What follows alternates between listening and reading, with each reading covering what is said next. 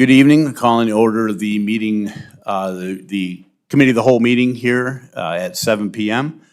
The first thing we'll do is Pledge of Allegiance.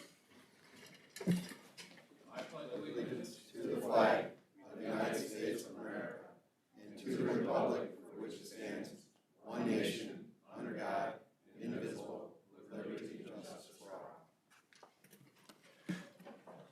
And the next order of business is Council President Paul Drake is not with us this evening, so are there any objections if we have a former Council President Steve Horniak sit in? All right, no objections. The seat is yours. Or do you want the seat, or do you want me to? You want to do it from there? Okay. All right.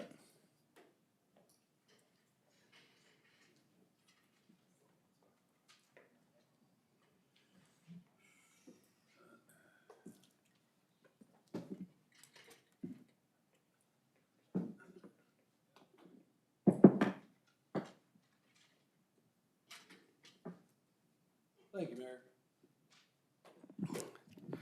Moving into the meeting, there is no requirement for attendance of council members, but I will note there are 5 council members here this evening.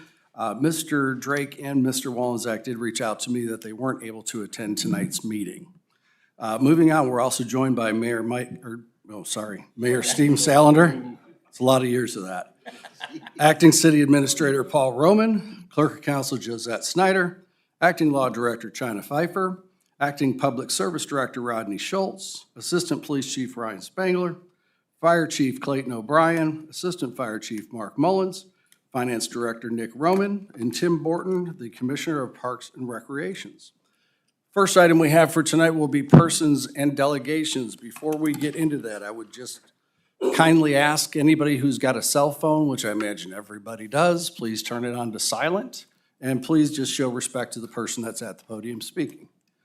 That said, first person I have is Joe Upham. And just state your name and your address for the record, please. Name's Joe Upham. I live at 539 Ansonia. Thank you guys for letting me speak again tonight. Last week, sat through a meeting, and this isn't data center, nothing. It's about it, but it's not. Mr. Roman, were you appointed this position, right? For temporary, right? To handle everything, right? Okay, so city administrator, his job is to guide you guys, right? And multiple times last week, he said, we vote this step through, we can get all the answers we need, right? So you guys just said, we don't care what you say. And you voted no.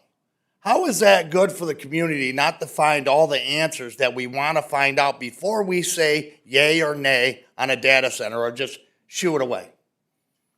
To me, that is not for the community at all. And I don't care if I win or lose on it. I am for data center. I will say that. But to not listen to everything out is not wise. It's not good for the community. We could have something great here, and it could be something horrible. We don't know. How do you find out? By moving forward. You don't commit, but you move forward, and we didn't do that. Hopefully the voting, the numbers are right, because technically it should be that we won 3-2 to move forward. And that's it, just move forward, not win the data center. You guys have to look at that way. I've already came up here before about working together. We don't pay and we don't vote for you guys to hate on each other. You have to work together. We can't win the game. We all have the same end game. We all want what's great for Oregon, right? That's why we're here. That's why I brought my butt out here. So let's start working together, please. Thank you. Thank you, Mr. Upham. Next, we have Jim Davis. Mr. Davis?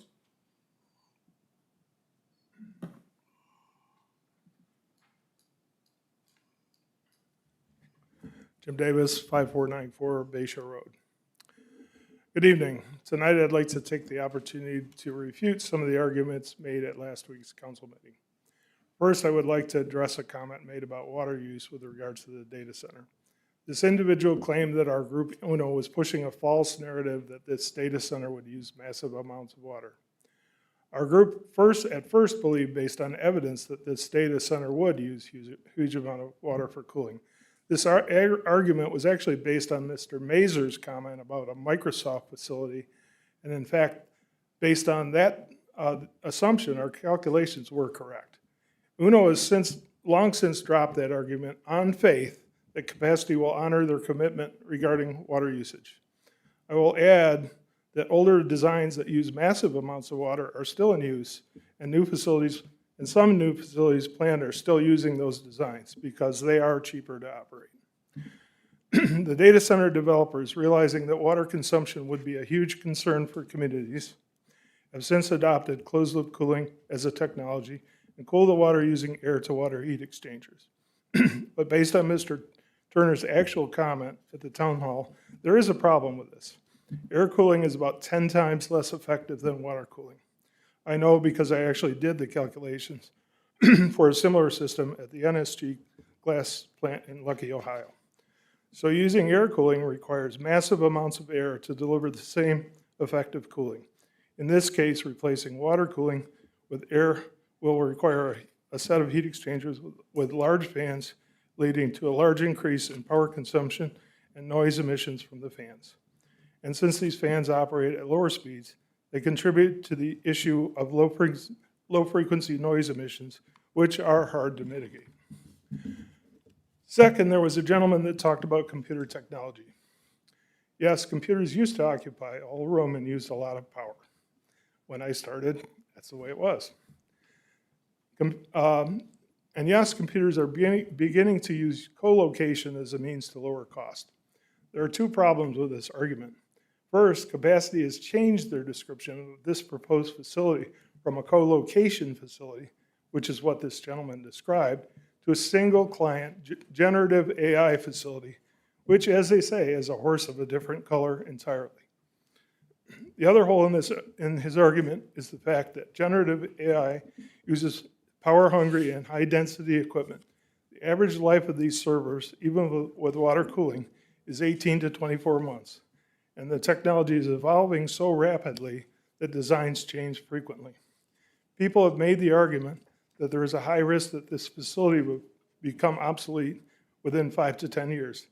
And these facts actually support that argument, especially considering that up to 60% of the value of these data centers is actually the computer equipment inside the buildings, not the buildings themselves.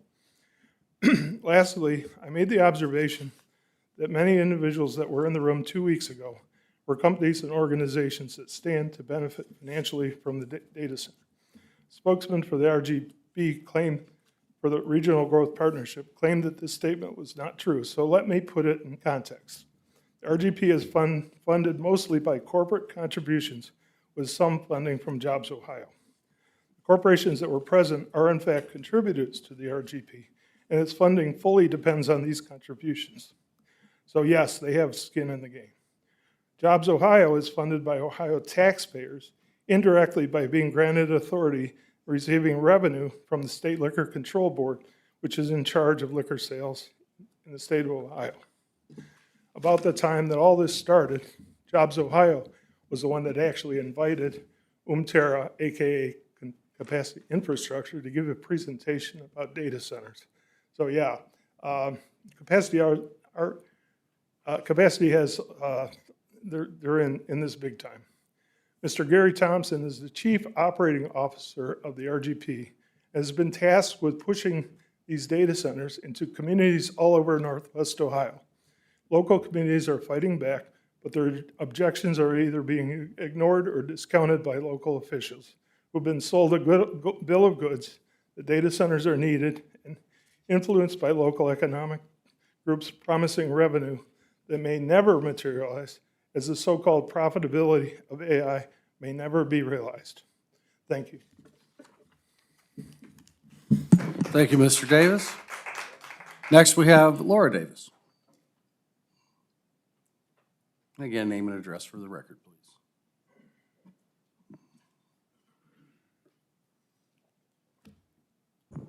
Laura Davis, 5494 Bayshore Road.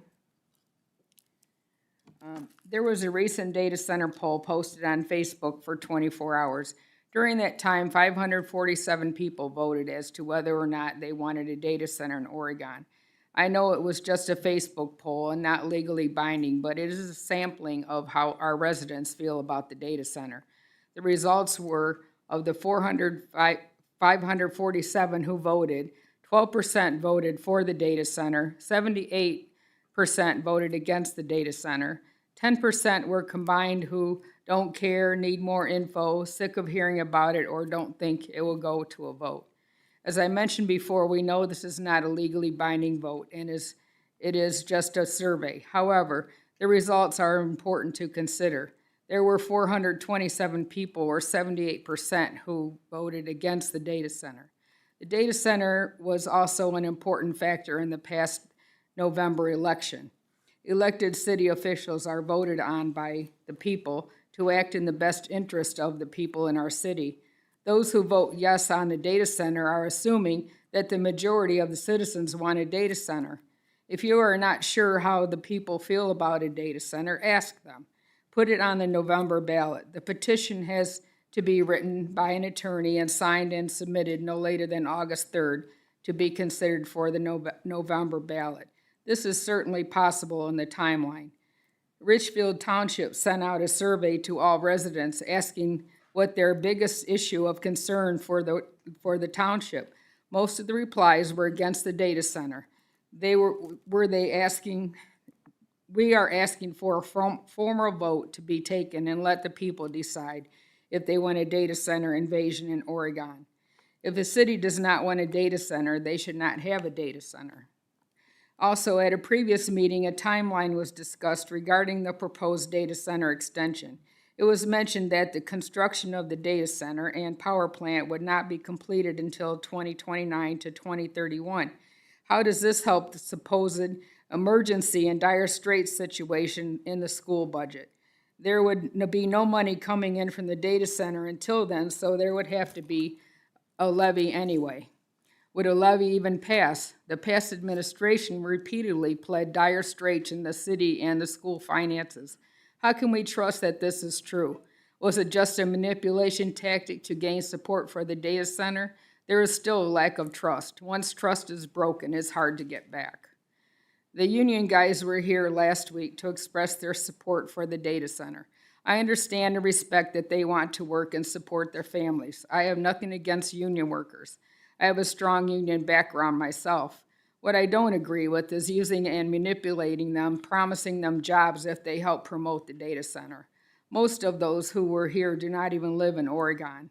When I was in the union, we had to fight for issues, stand strong on contract proposals and grievances. We did this without Facebook threats, name-calling, and intimidation. My last comment is regarding the personal Facebook rant or attack on my husband by the spouse of a person on council. The one thing of the many derogatory comments that I want to address is the one that said he wanted Jim and his wife, me, to agree to move out of Oregon if the data center goes in. He insisted on getting it in writing. My question is, who is in charge of saying who can live in Oregon and who can't? Is there a dictatorship here in our Oregon town? I was born in Oregon at St. Charles Hospital many years ago. I have lived in Oregon most of my life. My family has 5 generations here. So no, we are not moving out of Oregon anytime soon, but I will offer a counter suggestion to this person if he is listening. How about if the data center goes in, you and your wife buy a house next door to it? You could probably get a good deal since the property values will decrease significantly. Again, we are here to be heard. If the city does not want a data center, they should not have a data center. Thank you, Ms. Davis. Next, we have Connie Trudell. And again, Connie, just name and address for the record, please. Connie Trudell, 5046 Dove Road. On February 4th, I sent an email to Paul Drake, and I CC'd Mr. Roman and Mayor Salander on it. And a question I posed was, are we able to arrange for a representative from First Energy to speak at one of our upcoming city council meetings in regard to the load study? I believe it is important for all of us to receive this information directly from First Energy and be able to ask questions of First Energy in a public forum. And I do want to read Mr. Roman's response because there's a lot of important information in here that I think everyone should be aware of. So he said, hi Connie, I'll route your email to Will Turner. I can't speak for capacity, but the load study is a private agreement between First Energy and Capacity. Typically, due to their own confidentiality rules with a private company, First Energy will likely not speak on this particular project. The load study contingency was in the purchase agreement strictly for Capacity to determine if their power loads can be met by First Energy. Will Turner did speak on this subject at the meetings. This is why the electric infrastructure contingency was added to the third amendment. As I noted in our meetings on Monday, even with the extension, the city will still have 3 more ordinances that would need to be passed before the purchase can go through.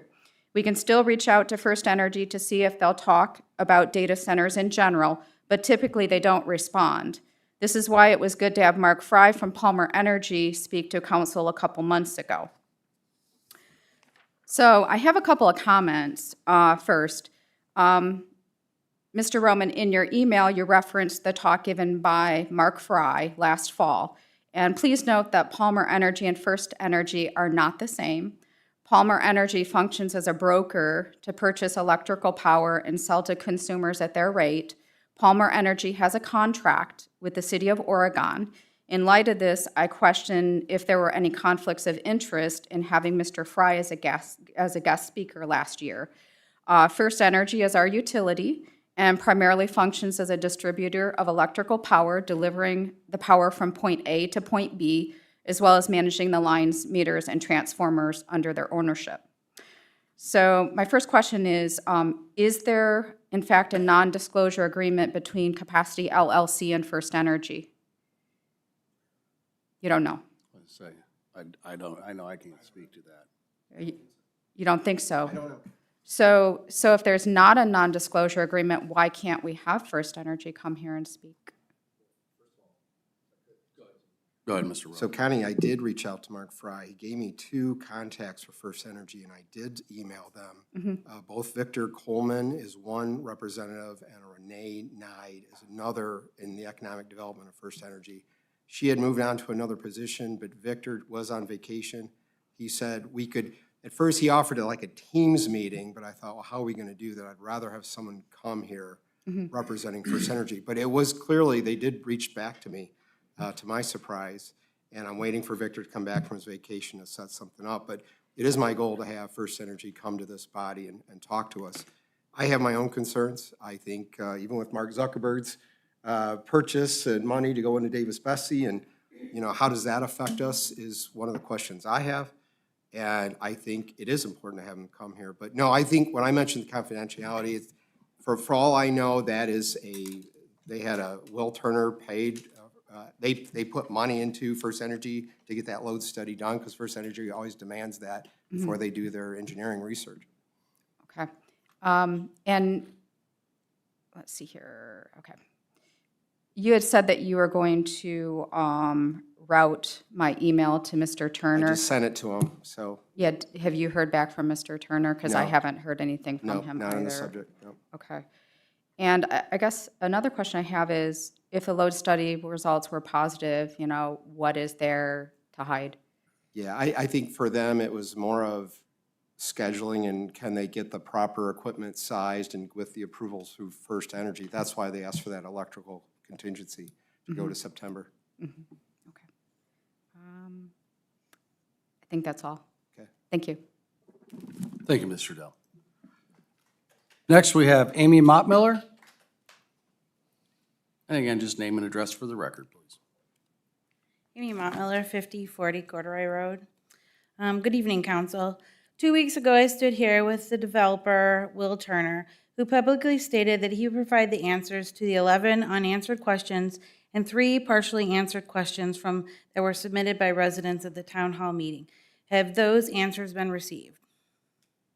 Okay. When commitments are made at this podium, they matter. Accountability matters. Last week, it was suggested by a citizen that because there were, in his determination, a few yard signs opposing this project, that the majority must be in support. I have seen I have seen signs opposing this project. I have yet to see one that's supporting it. So in his logic, then nobody must be for it. But counting signs is not how we measure public opinion. Those signs were donated by a private citizen. They are not polling data. They are simply represent who feels comfortable publicly displaying their position. And that is part of the concern. I have spoken with residents who oppose this project, but will not put a sign in their yard out of fear of retaliation. Whether that fear is justified or not, the fact that it exists should be a concern of everyone. No resident should feel unsafe expressing an opinion in their own yard. Now let's talk about process. Transparency is key, as we've mentioned often at this podium. I understand that council may not have all of the answers because many of the details would come later in an economic development agreement. But that's exactly the issue.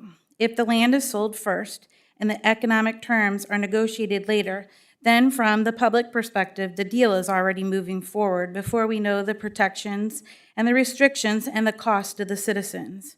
Once the land is sold, leverage shifts. The critical details, performance guarantees, timelines, protections of construction, protections if construction stops, protections if the company withdraws will come after the commitment. Oregon is being asked to approve the first domino without seeing the full contract. Right now, we know the impacts of infrastructure demands, long-term land use changes, utility strains, and permanent alterations of our community. What we do not have are binding guarantees of return. If construction begins and stalls, what happens? If the project scales back, what happens?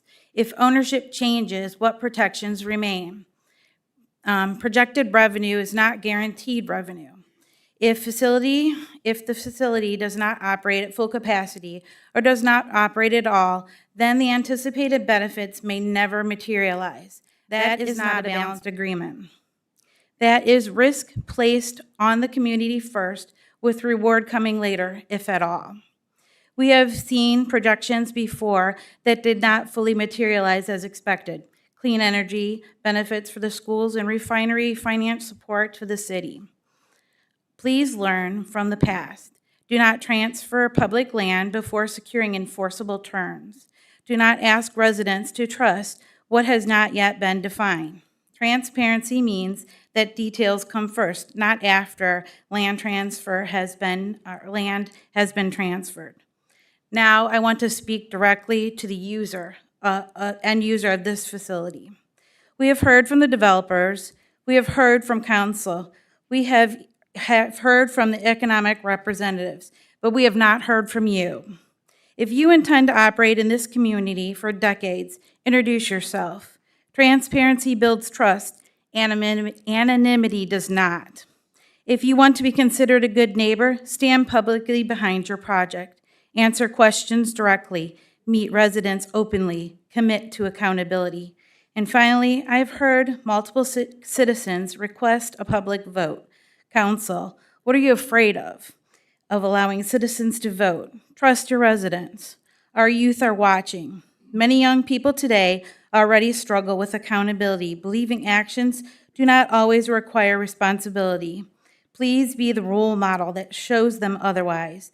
Show them that to be trusted, you must be accountable, even in difficult times.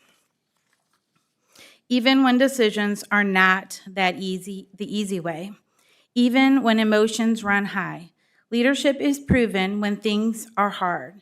Lead with integrity, lead with accountability, don't lead with putting the cart before the horse, and trust the citizens enough to let them vote. Thank you. Thank you, Ms. Montmiller. Mr. President, Mr. Roman, go ahead. just if I could make a comment, keep in mind, this purchase cannot go through unless the economic development agreement is approved by the city council. I want to say that again. Purchase cannot take place until the economic development agreement is passed by this council. There's also a CRA agreement that would be its own ordinance. If they do vacate Windscape, that is another ordinance. All three of those things would have to be approved before any purchase would go through, okay? Just want to make that really clear. Mr. President, Go ahead, Mr. Could I add to that as well? In the economic development agreement, it will lay out the terms of what the city will be bringing in annually. And that's where we're trying to get legal answers and specifics on how it will work in terms of if they were to not make a payment, or what would happen if they went out of business. We want all those answers, but all of that would be addressed in the economic development agreement, which again would have to come before the sale of the land. So I just wanted to throw that out there as well. Thank you, Mr. President. Thank you, Mr. Roman. Thank you. Next, we have Dylan Clement. And again, name and address for the record, please. Council President, thank you. 5102 Eagles Landing Drive. I have a couple things I want to get on record today. But before I do that, I think it's important for you guys to know who I am. Many of you might know who I am. Many people in the audience might know who I am, but I want you guys to get a better understanding of that. In 2015, I graduated from the University of Toledo. I studied economics. I studied pre-law. Afterwards, I decided I didn't want to be a lawyer. I wanted to be a financial advisor. I wanted to help people that wanted to build a financial future and help protect them. After being hired by one of the biggest financial firms in this country, I went through a grueling training process in St. Louis, Missouri. Upon completion of this exact program, they granted me the opportunity to build my business anywhere in the country. Anywhere, guys. Guess what I did? I chose Oregon, Ohio. And they thought I was crazy. But at the time, there were certain life events, and I wanted to make sure I kept everyone close to home. Okay? When I came here at the age of 22, I was about 40 pounds lighter, no facial hair. I didn't know anybody. I wasn't from the community. But I worked hard. I didn't buy a business. I didn't inherit a business. I literally started at $0 at the age of 22 building my financial advising practice. I knocked on doors. I went to businesses. I offered free seminars. I did everything I could to build a successful practice here in Oregon, Ohio, a place where I'm proud to call home now.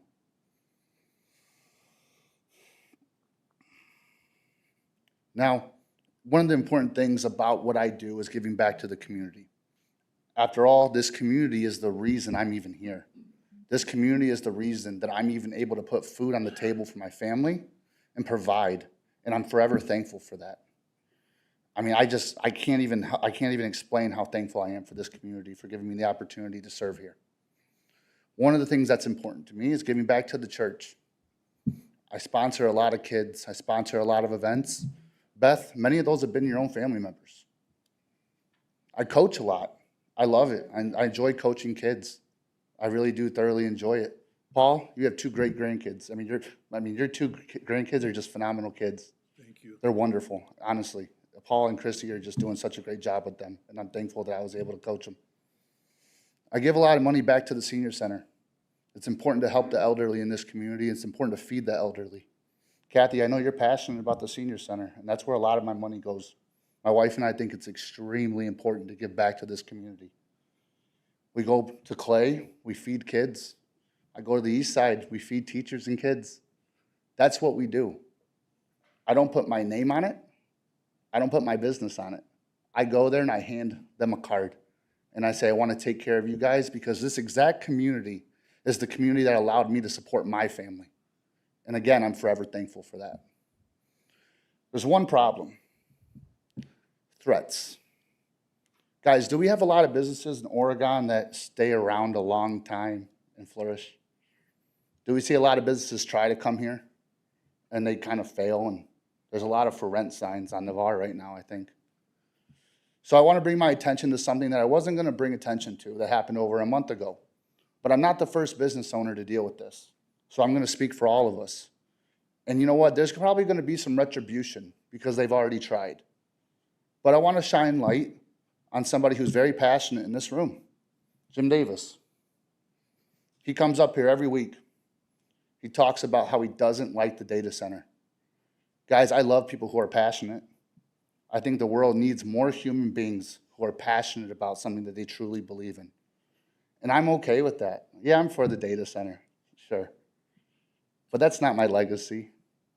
My legacy is what I can do in this community, the services I can provide, the way I've raised my family. the way I raise my kids. Like, that's my legacy. When I die one day, that's what I want. But I want to read a nice comment that was left on my business Facebook page. So what if we try to spread a rumor that your company steals people's money that you invest? Jim Davis. Is that okay? The time you were. Mr. Davis, rumors about- Mr. Davis, Mr. Davis, Mr. Davis, Mr. Clement has the floor. And this is what I mean. It's retribution. Again, I didn't want to bring it up. But when someone's name is on the lawsuit suing the city, and guys, I'm not the first one. And after this, I'll be glad to show a couple of you guys on each side just so you guys know I'm not fibbing. But it's not okay. Like, I just want to feed my family. I want to help people. I want to make a difference in this community. I'm not perfect. I make a lot of mistakes. I'm young. I'll learn. I'll get there. But threatening someone's business, I built it from zero. So I'm going to show a couple of you guys on each side. And it's not just him. There's multiple ones that you guys will see. Just don't need it. Spamming on my Facebook page. Understand.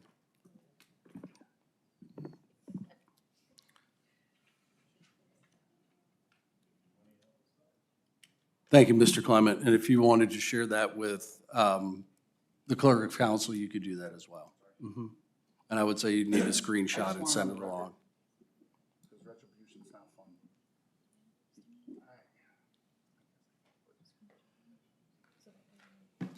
Okay. Thank you, Mr. Clement. We've had one person asked to add on, Fran Wilbur. And again, Fran will do name and address. If anybody else wants to address council tonight, we'll add on at the end since we added Ms. Okay. Wilbur as well. The Please. first part of it is like right now. Hang on 1 second. Folks, we want to go ahead and address Mr. Clement. We do want to address the person at the podium. Thank you, sir. Okay. My Go ahead, name Ms. is Wilbur. Fran Wilbur, and I know we give our address. When I left the meeting a couple weeks ago, I received a text message from is it Laura Behanson. It's telling me that I was treated with respect because I didn't yell out. And she knows that I'm not for the data center because she drove by my house to see if I had a sign. That really bothers me. People are actually driving by our houses to see if we have a sign in our front yard. I did have one and someone stole it. You know what I mean? But I don't mind giving my address, but I would like you, council, to know that your citizens that are for the data center are doing this. I know citizens that aren't for it are too passionate and we go too far sometimes. But that is one of the things I wanted to address is my address is 3226 Northeast Moreland Drive. But next time if someone wants to drive by, come on up and knock on the door and I'll get you a piece of pie, a cup of coffee. Because then that way I know why you're there. Second, with everything being so secretive, does our unions really think that they're going to get that many jobs? Is secretive and non-transparent as these data centers are, does our union really think they're going to let them work inside? I don't think so. And from what I've read, our union's going to be hurt. They are not going to get the jobs they think they're going to have. So therefore, we have more citizens that are going to be let down unless it is in writing that they only use local union members. Our union, and that's sad because we are union strong in this city. So my thing on that is, can it be put in writing? Is that something that Oregon can enforce? Because I was union, but you don't want to mislead all of our union And if they go back and they start looking at all the reports, they're going to see exactly what I'm talking about. I've read it in 3 articles. They don't let them inside. They won't let you inside, am I right? So Typically, no. exactly. So why do we think they're going to let our union in there to finish the inside when they're so secretive about what's in there? So I would like to ask, if we put it in the contract, can we stand behind it and force that issue for our union citizens that are depending? We've got some depending on it's going to change their life. I don't blame them. I mean, get a job that it's going to take that long. But I would like them to know in research or whatever that unless it's in writing, we all know what happens with that. Also, Eagles Landing is for sale, has been for sale for over a year. Did anybody know that? Huh? The golf course you're talking about. Golf course, I'm sorry. Does anybody know that that's been up for sale for over a year? Everybody know why? Has a lot to do with that data center going to be there. The hum, the vibration. Kind of hard to play golf when you've got the ground moving. So, I don't know that unless you're stating a fact from the owners right now. no, I don't know that. I'd be careful with stating why they're selling that Well, particular business. they've been in business for all these years. Why all of a sudden, when we start talking about the data center, did they start trying to sell? I don't blame them, I would too. Well, what I would say to that is this. I believe it's on its 3rd ownership structure at the golf course. And there is a common joke about those who build golf courses. The first person builds it for a passion. The second person screws it up. The third person finally comes in and figures out how to make money at it, and then they sell it. Okay, So this would not be much different from many golf courses ever built. well, it could be part of the reason why they're selling. It's 50/50. It's a could be, though. It's a could be. But that would be our first business leaving Oregon because of the data center. How many more is going to go? Again, Ms. Wilbur, I'd caution you. They're not leaving because of the data center unless you have facts that you can state or one of the owners stands up to say that. Your belief is you think they're leaving because of the data center. I Just to be believe clear. that, but how many other businesses might leave the city of Oregon because of the data center? It could happen, guys. I love this community, grew up here. We need to stick together. Okay. Okay. Thank you, Ms. Wilbur. One thing I do want to address, and I don't know, Mr. Roman, if you were thinking of doing this anyhow, but I will do it, I think, maybe instead. As far as the union participation in the labor force, depending on which side of the story you listen to for the value of this, it could be anywhere from $1.2 to $2 billion in construction and equipment. Those are jobs. Yeah, absolutely. They're going to be by the area trades. We've already had those discussions that their priority is to use area trade professionals to do that. And we've even had some of the trade professionals here that have said, there's only so many electricians in this area. There's only so many pipe fitters in this area. They're going to have to bring some people in from the outside just for the sheer number of people that work there. I was by the data center down in Lucky yesterday. They're using buses to move people around those job sites. Buses. There were 5 of them that I saw. I don't know how many were there. Part of that discussion has already taken place, and again, that's what the economic development agreement is for. Yeah, it's fair. It's fair, but our interest is the same of making sure that that is the first consideration for employment is for our local professionals. Very good. Thank you. Thank you. PJ? Well, what I'm going to caution is we're not going to do a back and forth. I'm not going to do back and forth. I'd just like the opportunity to rebut what Mr. Clemens said. First of all, that comment was made in the context of a passionate argument during the mayoral election. It had nothing to do with the data center. Mr. Clement tried to start a rumor that Mr. Salander was involved in discussions, again, outside of council regarding some particular topic. And he showed a picture of a group of people having lunch. And he tried to equate that, because he was a Safarian supporter, to something unsavory going on. It had nothing to do with that. And yes, I made a passionate comment that, you know, if you're going to start spreading rumors, people can spread rumors about you as well. There was never, that threat was never carried I out. understand, Okay, well, I just wanted to put it in Let's context. put a pin on it and move along. That's it. So Okay, that's the whole thing.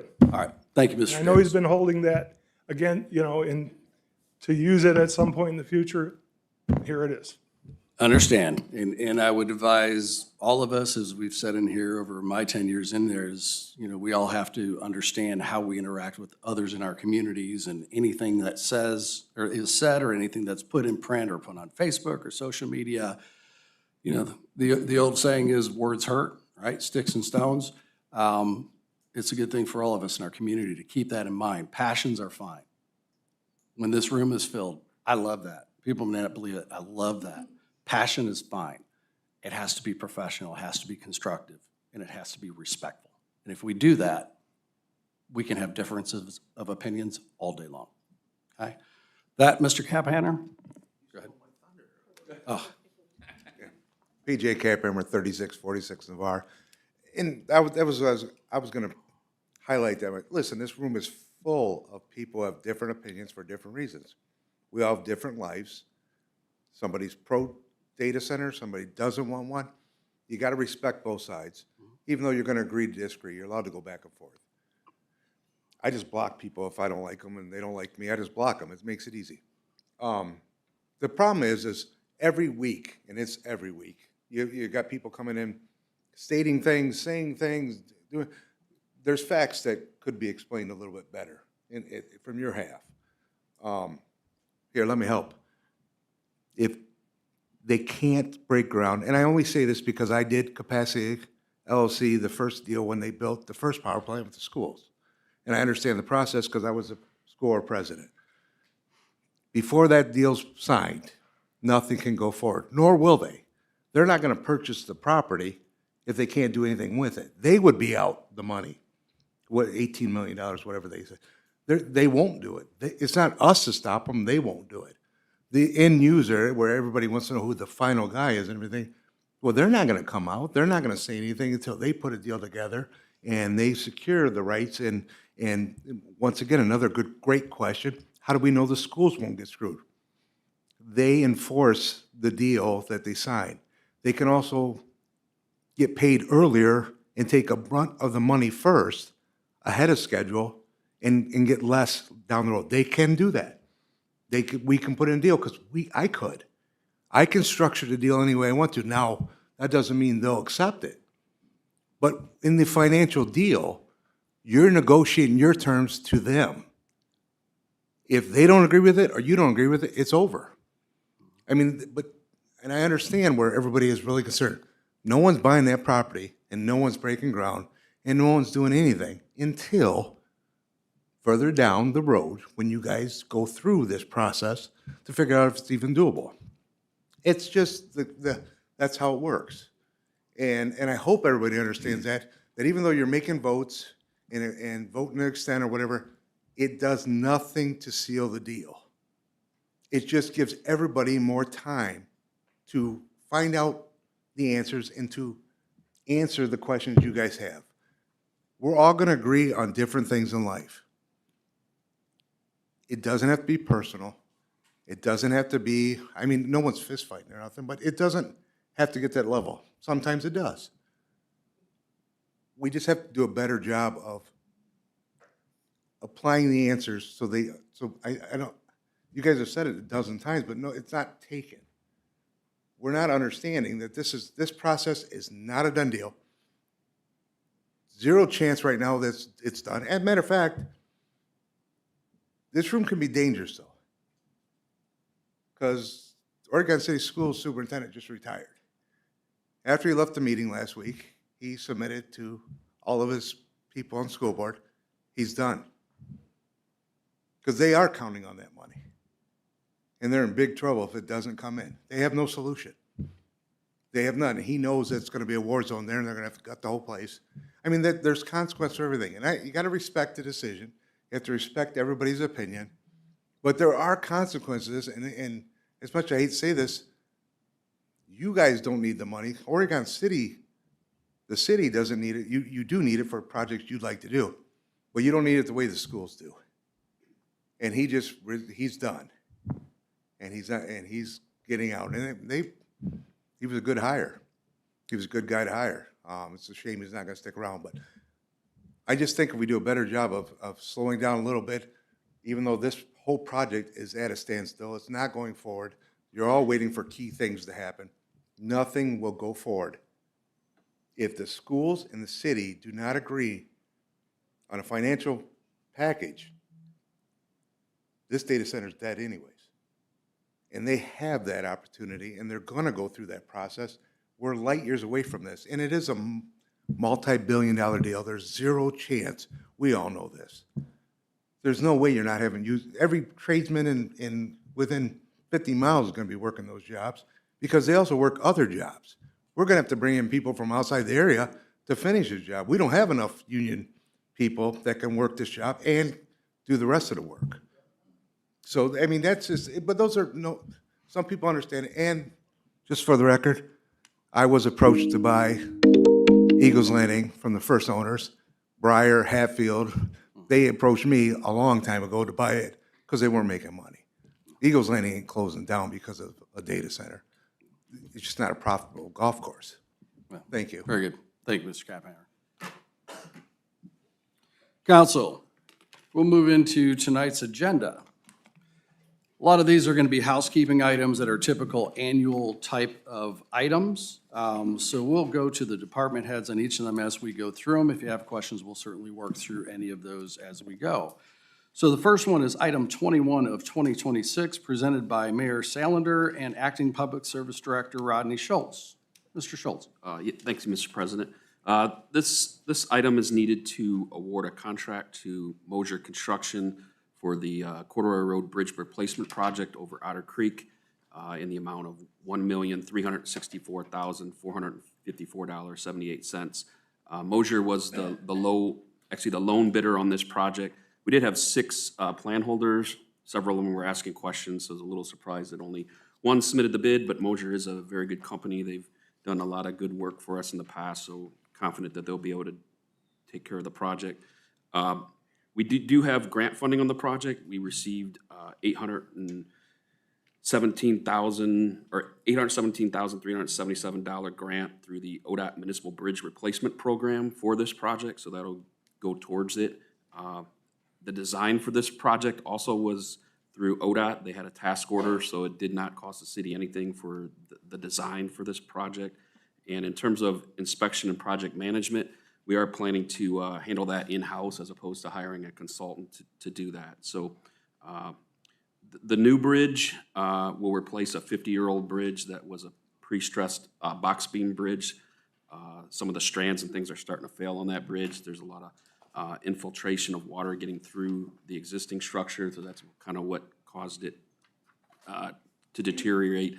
The new bridge will be a 3-sided, 28-foot span precast concrete flat top structure. Attached is Exhibit A, has the different bid items for the project, along with towards the back is project map that shows the location. So happy to answer any questions anybody might have about this project. Thank you, Mr. Schultz. Council. Mr. President, Ms. Ackerman. you answered my question in part.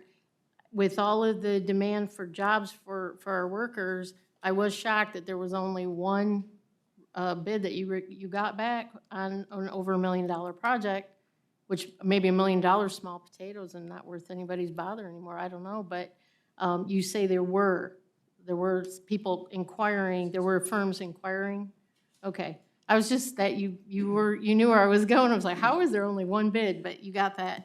And then is any of that does any of that fall, is that fully within the Oregon, within our property line? Because the way it looks on here, like the Toledo, Oregon line runs right through there, so is any of that, you know, or is the road, you know how one side of the road can be whatever, is that 100% on us, or does Toledo get to help out with it? Good question. Thank you, Ms. So the Ackerman. corduroy bridge itself is maintained and operated by the city. It's listed as our responsibility. Okay. But Toledo is on the north side with their water plant. They did grant the easements at no cost to us, and they know it's a benefit to them as well, so. But that's basically the answer. It is our bridge to maintain and operate. Okay, thank you. Thank you, Ms. Ackerman. Thank you, Mr. President? Roman. Ms. Spalov. This hasn't been, it's been repaired though, hasn't it? Go Was ahead. there work done in this area a few years ago? Not on this You may bridge? be thinking of corduroy bridge over Wolf Creek. This is over Otter Creek. No, this bridge. Because this one's close to Otter Creek Road. So I remember work in this area around this bridge. Unless it was a clean out of the stream or whatever it was, but, I know in my time here, which is almost 30 years now, it has not had any major Okay. repairs. so it must have been in the area, something else in the area. Yeah, I mean, there is the corduroy bridge over Wolf Creek, which it was replaced. But that's down at That the was other probably years end ago. of the city limits. Yeah, correct. That's, No, this is the beginning of the city limits coming off of Toledo, so. No, I just seem to remember some work that was done in this area. Mr. President, I mean, we've done the wetland. Mr. Schultz. back in 2020, we did replace the Seaman Road Bridge and the Yarrow Street Bridge were a joint project. Right, just upstream. Okay, the Yarrow, that's what I'm Yeah, thinking. Yarrow- Yarrow's just right upstream. around the corner. So we Gotcha. replaced Then we that just, bridge. we just did the wetland project too, just. upstream. Yeah. Gotcha. Actually, Okay. if you look at the map, the dots represent the various bridges we replaced over the last 12 years along this Otter Okay. Creek stream. Mm-hmm. And all those bridges, we received funding through ODOT for the bridge replacement. Gotcha, it had to have been that the Yarrow Bridge. Thank you. Yep. Thank you, Ms. Spalov. Thank you, folks.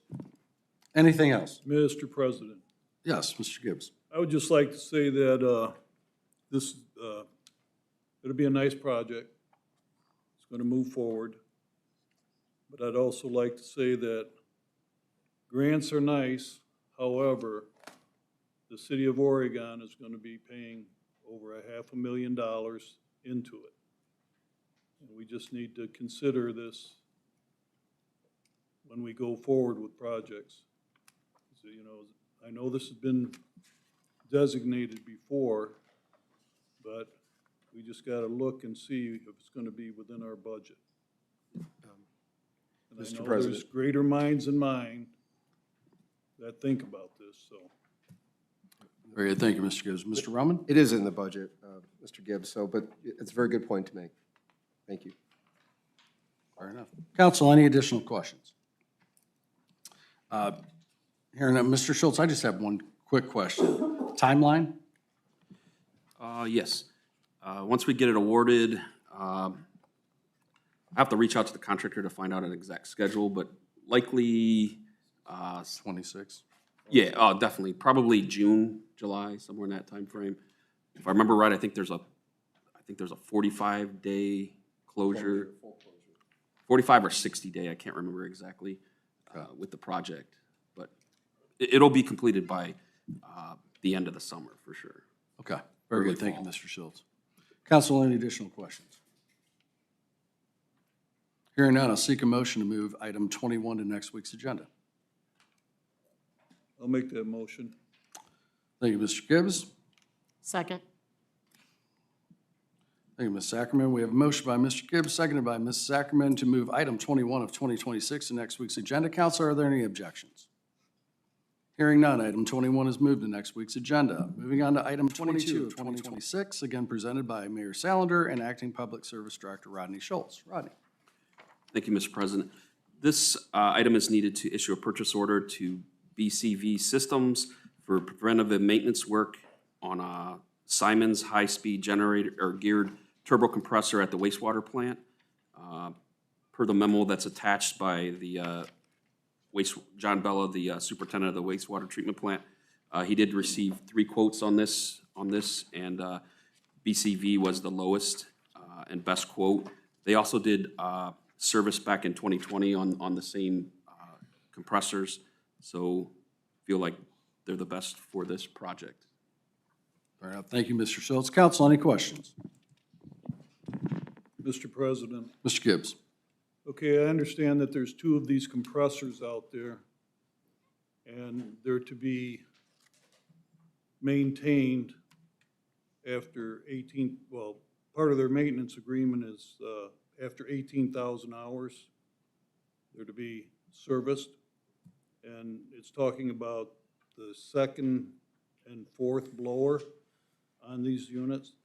Is there more than, is there 4 blowers on each compressor, or? No, Mr. President, these Go are. ahead, Mr. Rowan.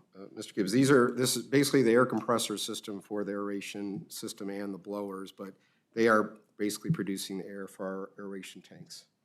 That answers the question. So, and it is just preventative maintenance. Typically, in years past, this item probably wouldn't be an ordinance. It'd be a PO through the city because it was less than 25,000. It's here because it's certainly higher costs. I did debate making this an emergency or non-emergency. I did make it a non-emergency because we had the word preventative maintenance, and, it shouldn't have to be an emergency for that. So we made it a non-emergency, but it is for the air compressor system. Are we behind on the maintenance, though? I think, yeah, and there's no doubt, John wanted to make this an emergency, but I said, you know what, 30 days at this point, I think it's fine to make it a non-emergency, and that's what we decided. Yes, they are behind. Yep. Mr. President, Mr. Schultz? just to address that, so the original maintenance was done at 18,000 hours, and then the manufacturer recommends between 36 and 50,000 hours. So the units are right around the 50,000. I think one's a little bit under, one's just a little bit over. So we're right in that timeline in terms of when this next service round would be needed. And then following that, they'll do an annual inspections on it and keeping it up. But this is within the recommended timeline. Thank you for explaining that. Thank you, Mr. Schultz. Thank you, Mr. Gibbs. Council, any other questions?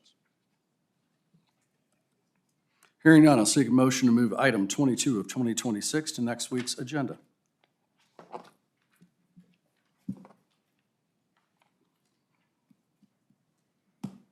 Going once.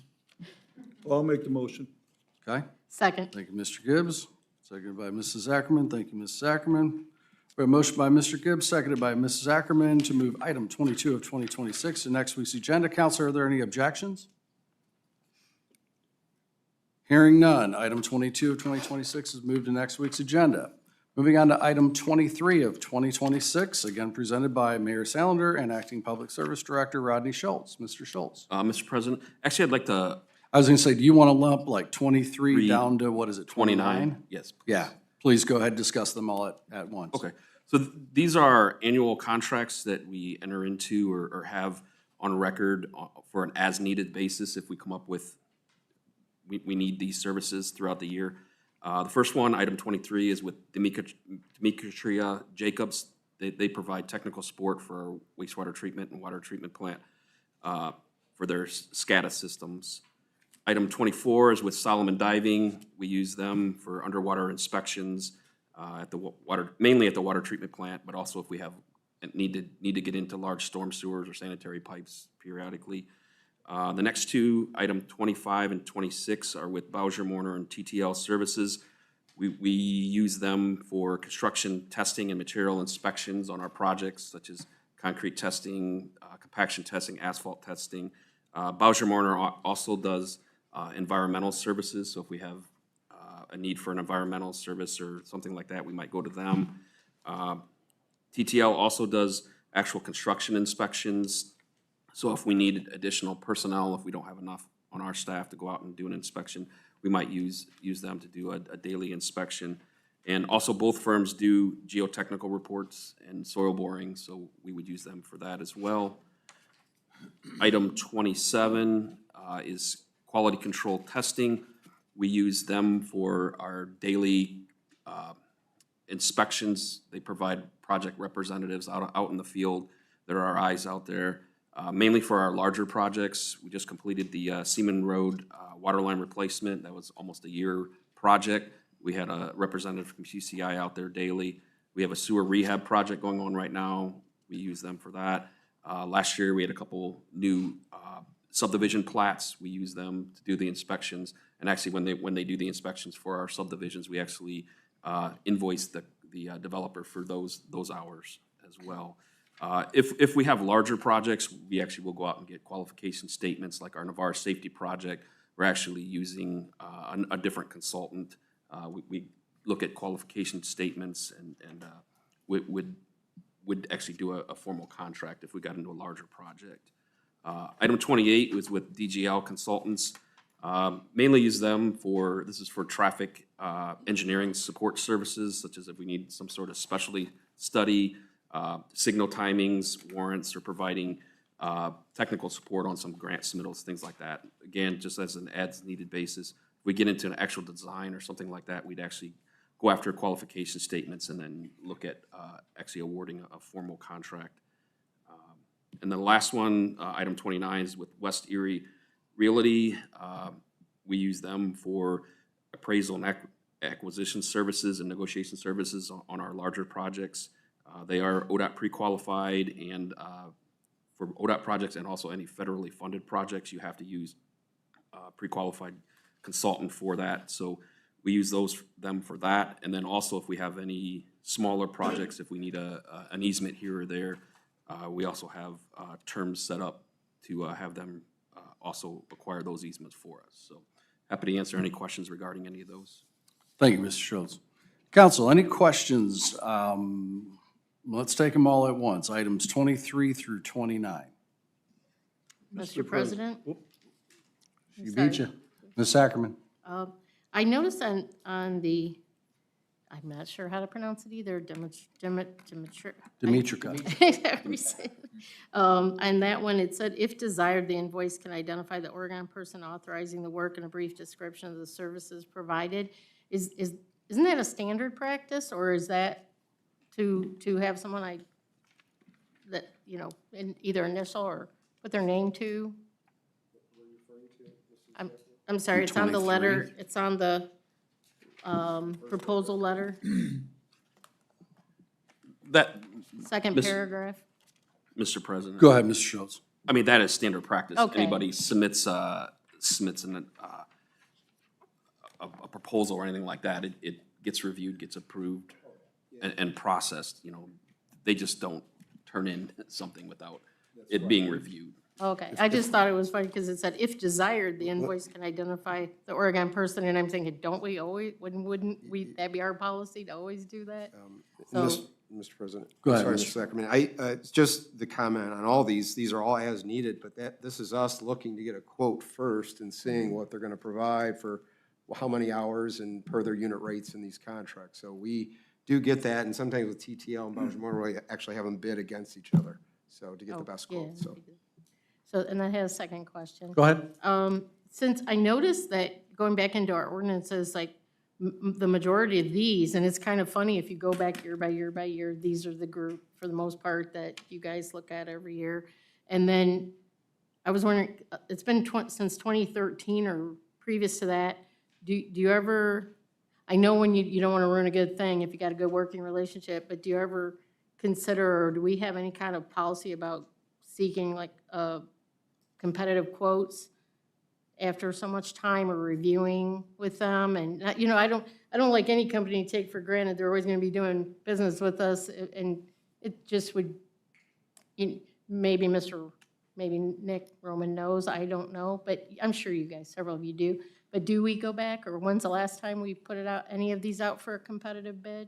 Well, Mr. Roman. So, Mr. President, Mrs. Ackerman, none of these are any particular project. Now, like Rodney had mentioned, that on the bigger projects, we do have to go out and get qualification statements, and you go through basically a bidding process, but basically you go on their qualifications. That's normally what you're going through on the larger projects. For anything 25,000 or less, these contracts are really small projects that just pop up and you need somebody. A lot of these firms are local, So it seems it's easier to go to them because they're in our area, but it's not like they're bidding to be here. This is just their unit rates. If you need us on an as-needed basis, you call us, we'll give you a quote and come up. It's usually just looking to them because they're local. That's Okay. it. You're not locked in, though, if Nope, someone were to nope, come to nope. you and say, And some of "I these can do contracts we may that." not even use in a given year. Okay, thank you. Yeah.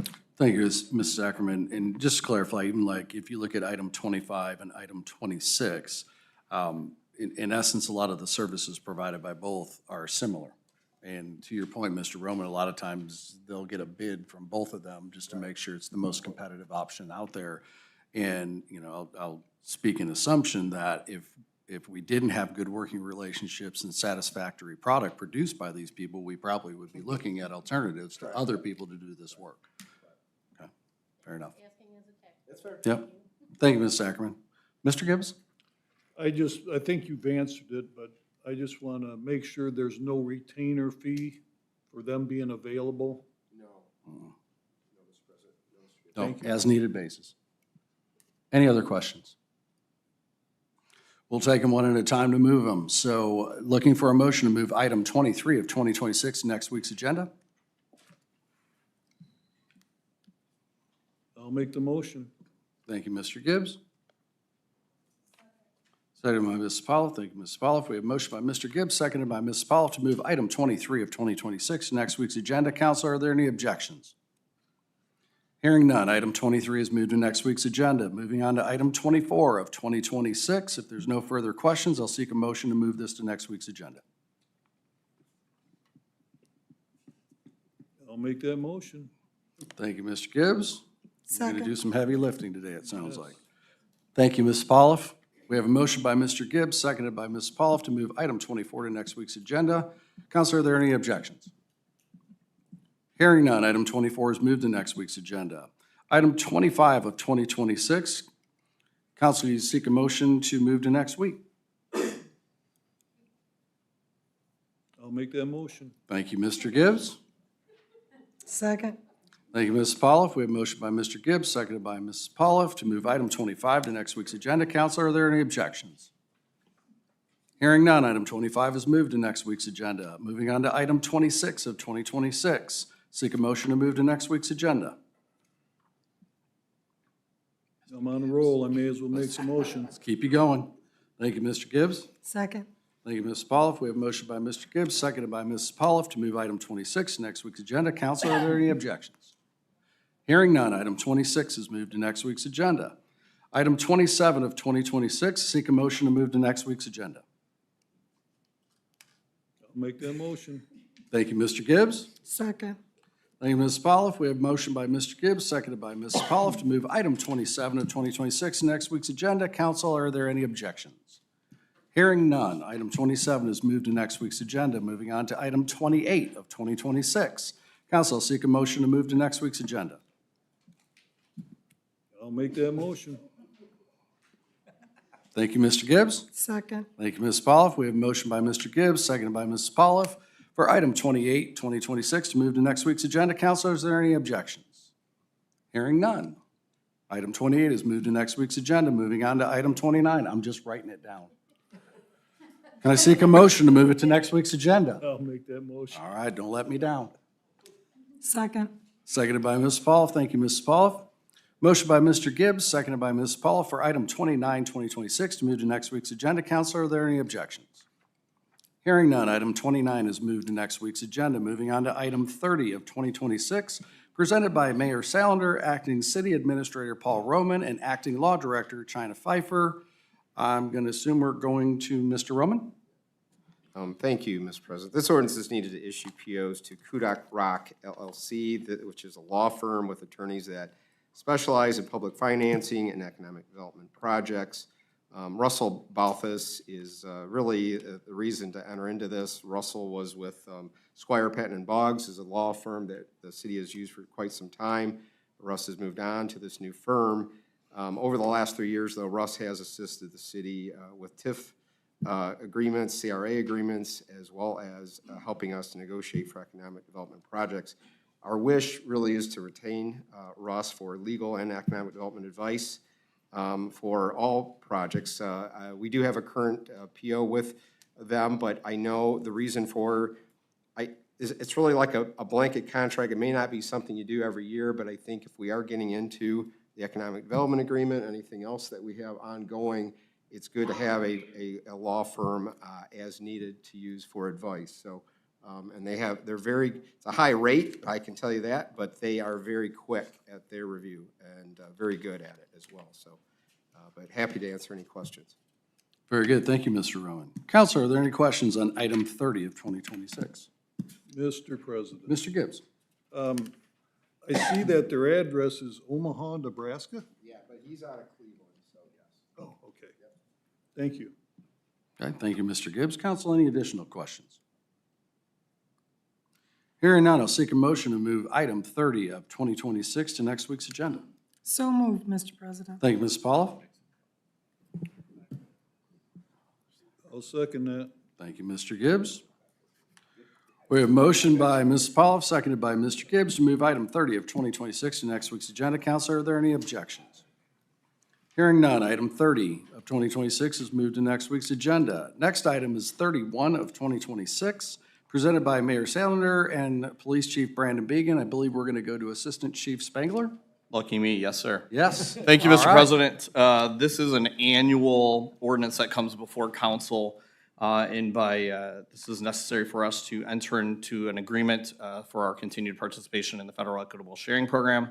So when the police division works with our federal partners on large cases and there's forfeitures of property, of cash, those items then are divvied up at the end of the case, and it's based upon the number of hours that our agency participates in that overall investigation, and those funds then are deposited into or through that federal equitable sharing program.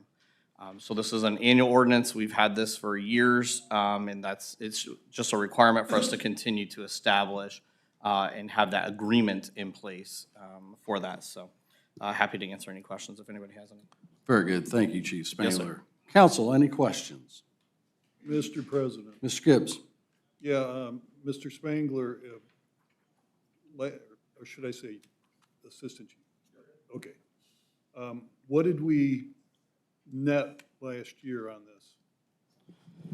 Go ahead, Assistant Chief Spangler. Yeah, so if you look in Exhibit A, and it is page 1 of 4, it shows you what the beginning equitable sharing fund balance was in line number 1, and then what that balance was in line number 7. And as you'll see, there was no change from the beginning of the year to the end of the year. Therefore, there were no forfeitures that were decided in that period of time. So the balance remained the same. Thank you. Yes, sir. Thank you, Mr. Gibbs. Thank you, Chief. Counselor, any other questions? Hearing none, I will seek a motion to move item 31 of 2026 to next week's agenda. So moved, Mr. President. Thank you, Ms. Paulo. Second. Seconded by Ms. Sackerman. Thank you, Ms. Sackerman. Motion by Ms. Paulo, seconded by Ms. Sackerman, to move item 31 of 2026 to next week's agenda. Counselor, are there any objections? Hearing none, item 31 is moved to next week's agenda. Moving on to item 32 of 2026, presented by Mayor Salander and Fire Chief Clayton O'Brien. Chief O'Brien?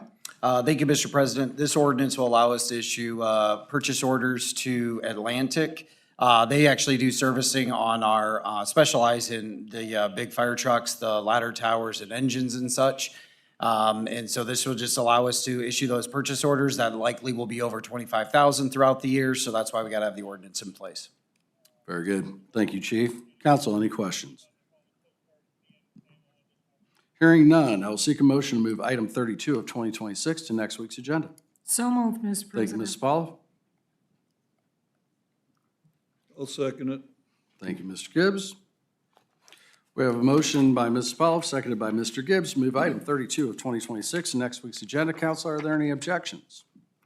Hearing none, item 32 is moved to next week's agenda. Moving on to item 33 of 2026, again presented by Mayor Salander and Fire Chief Clayton O'Brien. Chief. Thank you, Mr. President. Nothing different between this ordinance and the last besides the name of the contractor or the vendor. This one is for H&S Repair. Again, they specialize in working on the ladder trucks, engines, ambulance, and so forth. But we do frequently gather different quotes and bids and always use the most appropriate for each job, depending on what comes up. But likely going to be over 25,000, and in the case that there is, we have this ordinance in place. Very good, thank you, Chief. Council, any questions?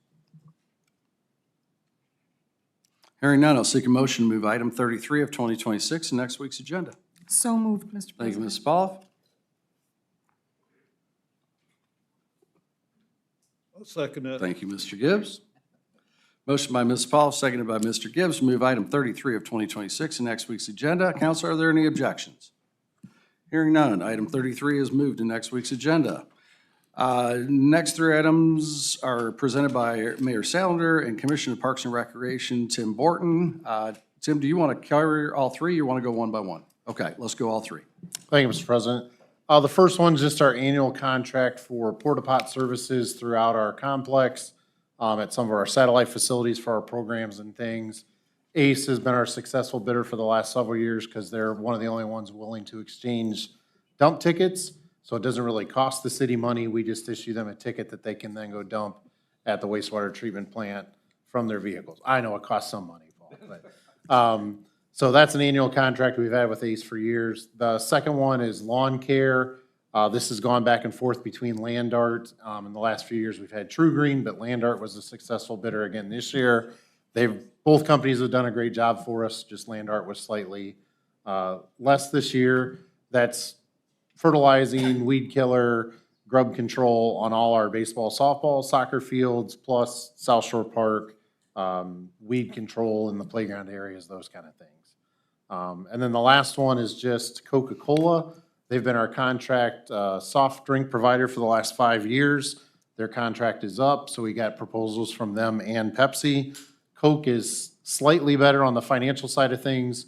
Also, we've had Pepsi in the past, and Coke the last 5 years has done a much better job of servicing us than Pepsi did at the time of their contract. So excited to be able to continue that with Coke, and I'll answer any questions anybody has. Thank you, Mr. Borton. Council, any questions, items 34, 35, or 36? Mr. President. Mr. Gibbs. On item 36, is there an exit clause on that? Yeah, we have 90 days. If there's something not working the way we like, we can send a letter and terminate that contract within 90 days. Thank you. Thank you, Mr. Gibbs. Thank you, Mr. Borton. Council, any additional questions? Hearing none, we'll go one by one. I will seek a motion to add item 34 of 2026 next week's agenda.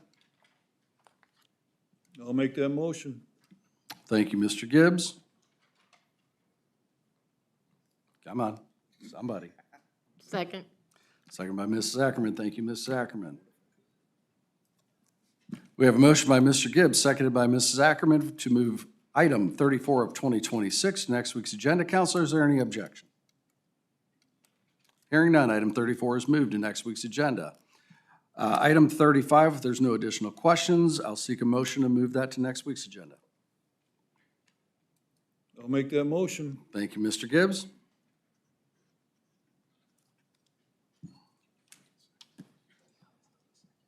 I can't second this. Seconded by Mrs. Pauloff, thank you. Motion by Mr. Gibbs, seconded by Mrs. Pauloff, to move item 35 of 2026 to next week's agenda. Councilor, are there any objections? Hearing none, item 35 of 2026 is moved to next week's agenda. For fun, for those that don't know it, the two members of the Park and Recreation Committee, if I remember this correctly, are not here, and I am the third, and I am not allowed to make a motion. So, moving on to item 36 of 2026, if there's no further questions, I'll seek a motion to move that to next week's agenda. Thank you, Ms. Pauloff. I'll second it. Thank you, Mr. Gibbs. Motion by Mrs. Pauloff, seconded by Mr. Gibbs, to move item 36 of 2026 to next week's agenda. Council, are there any objections? Hearing none, item 36 is moved to next week's agenda. Moving on to the mayor's report. Mayor Salander. Thank you, Mr. President. And I have to say, well done. Us to be done in less than an hour and a half, that with all this, well done, well done. Only thing I have to report is just this weekend we went to the Oregon Community Theater's production of The Odd Couple, and they are doing it as a male cast and a female cast, and we saw the male one this last week, and it's an outstanding show. So they do have one more weekend to do it. It's hilarious, and then we're gonna catch the female cast this coming weekend. So I just highly recommend to support our local theater and check them out. That's all I have. Thank you, Mr. President. Thank you, Mayor. Mr. Roman? No report, Mr. President. Thank you, Mr. Roman. Ms. Pfeiffer? No report, Mr. President. Thank you, Ms. Pfeiffer. Mr. Schultz? No report, Mr. President. Thank you, Mr. Schultz. Ms. Spaloff? No report, Mr. President. Thank you, Ms. Spaloff. Mrs. Ackerman? How long do you want me to go on this, Nick? No, I'm just kidding. What's No, the over-under? For my standing, he's like, don't. For my standing committee, we do have a tree commission meeting. The public is definitely welcome to attend tomorrow, Tuesday, the 17th at 4 p.m. in the community room. That is next to the police station, if anyone doesn't know. I do have the weather's breaking, so I do have some samples up here of what the egg masses look like for spotted lanternfly, if anybody wants to grab one. If you're out and about, now that it's nice enough to be outside, now's the time to destroy them, kill them, scrape them, smash them in any way possible. So I know it's not going to eradicate them, but it definitely will help the damage that they do on trees. So I have those up here if anybody wants any. And that's it. Thank you. Thank you, Mrs. Ackerman. Mr. Anders? Mr. President, no report. Thank you, Mr. Anders. Mr. Gibbs? Mr. President, I don't have anything to report from my standing committee. However, I'd like to read something here. And before I read it, I'd like to wish everybody a happy President's Day. We're a great nation, and we've had 47 presidents, and we're celebrating 250 years of independence. But however, in regards to last week's city council meeting, I would like to offer an apology to our Oregon community. After the votes were taken in regards to the extension on the data center, I was taken back by it not passing. 3 for, 2 against. I left kind of bewildered as to why the majority did not rule. The following morning, I read an email from Councilman Horniak that showed what the charter had to say about the voting process. As a result of Councilman Horniak's challenge of the voting requirements, we are here a week later with no clear answer. I personally hope that in the future, we can do better as your representatives. You deserve better. With that being said, I would like to address a concern that I had for a well-known citizen in our community that approached me after the meeting up front, appearing to be upset about the way I voted. His words were that, "You better watch your vote next time because you don't realize how big this is." My reply was, "I know how big this is." This was interesting. After a meeting last summer, someone else mentioned to me, "You don't know how big this is." My reply back then was the same, "I know how big it is." With that being said, I would caution anyone on how you choose your words when speaking with elected public officials. You definitely would not want your words to be misconstrued as a threat. If that were the case, you really should look into the possible charges that could be brought against you. I would recommend caution, even on social media. Okay, moving on here, trying to stay in my lane. After last week's vote, I'm pretty sure everyone knows how I feel about data centers. The two primary reasons that I voted no on this extension, which I had discussed with many people, including Will Turner, is, number one, trust. There have been so many discrepancies in the size and environmental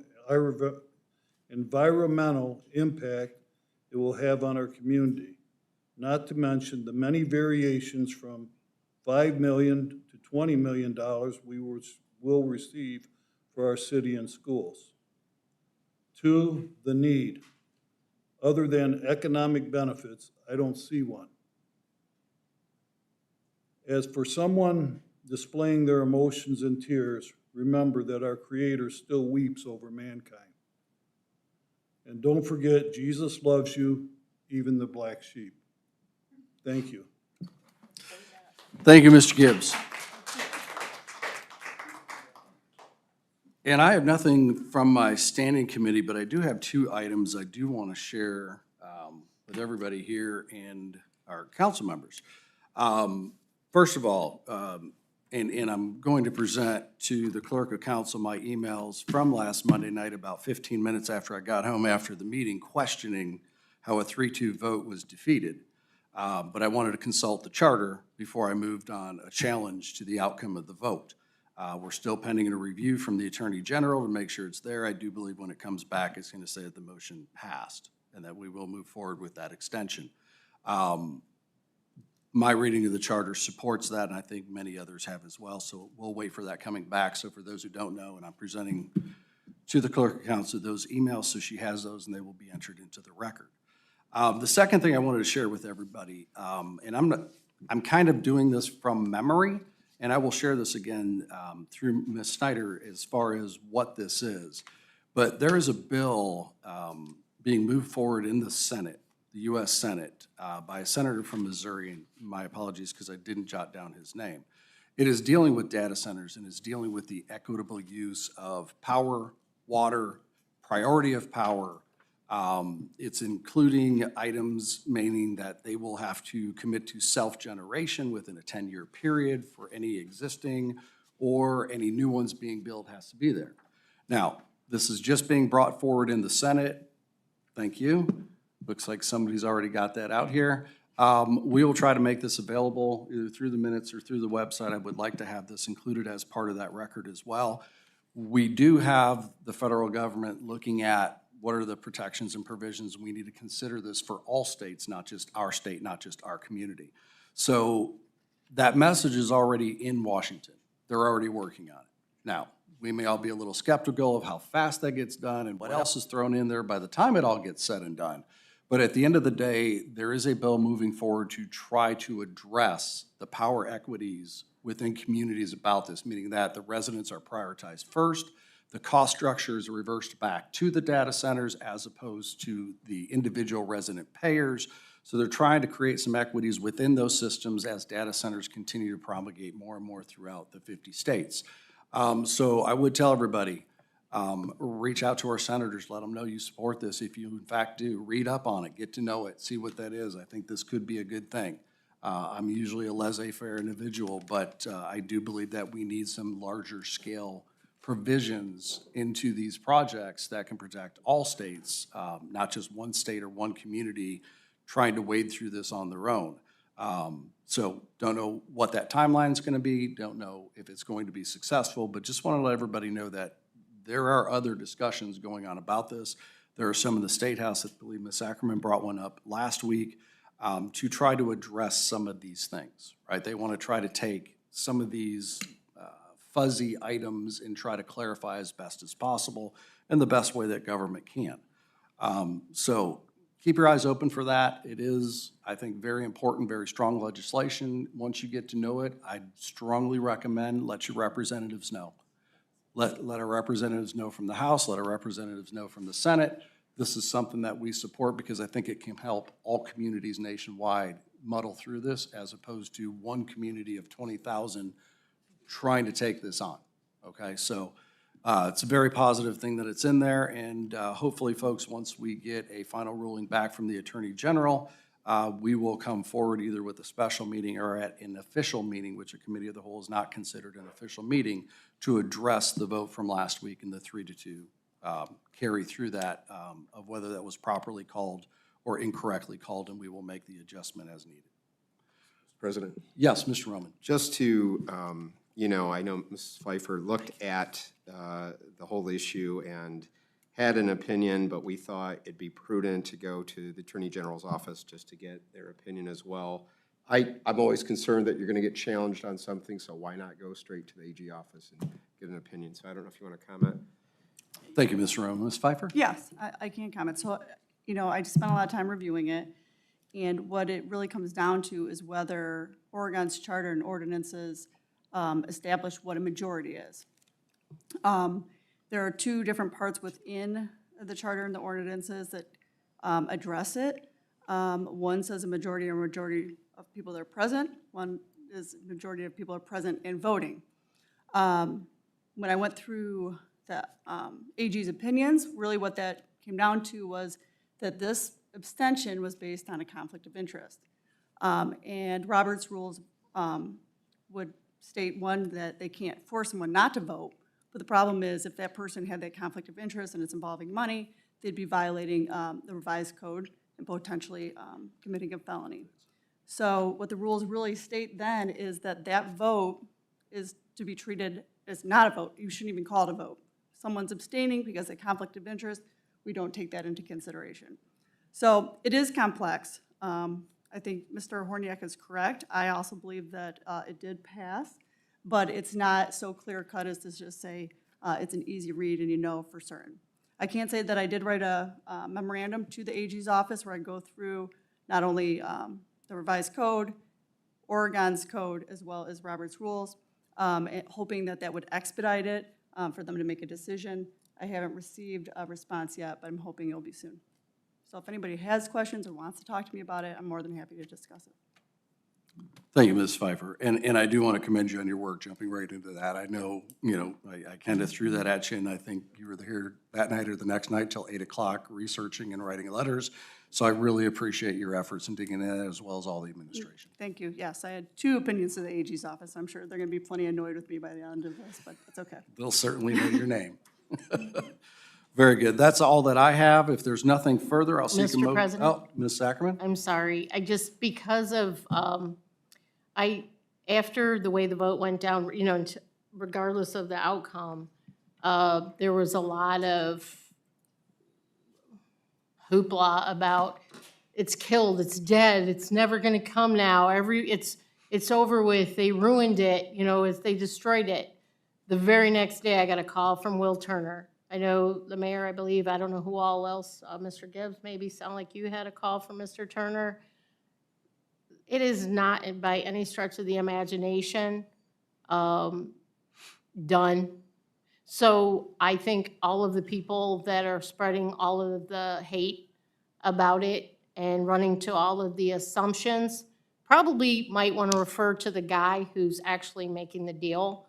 And if it's not dead in his eyes, I don't know why they feel confident to run around and call it a dead project in their eyes here locally.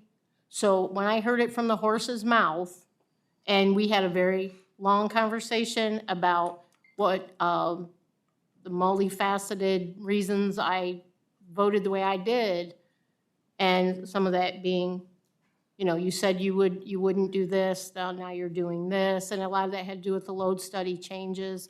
So, everybody that's been there, the Facebook warriors, maybe get your facts before you run to a conclusion about what you think is going to happen based on a vote that we don't even know the real outcome of yet. So Mr. Turner said he's not going to throw it in because of that extension deal. So he's smart enough to wait to see what the outcome actually is. So people might want to just check on the facts first. That's all. Thank you. Thank you, Ms. Sackerman. Council, anything else? I'll seek a motion to adjourn. So moved, Mr. President. Thank you, Ms. Pollock.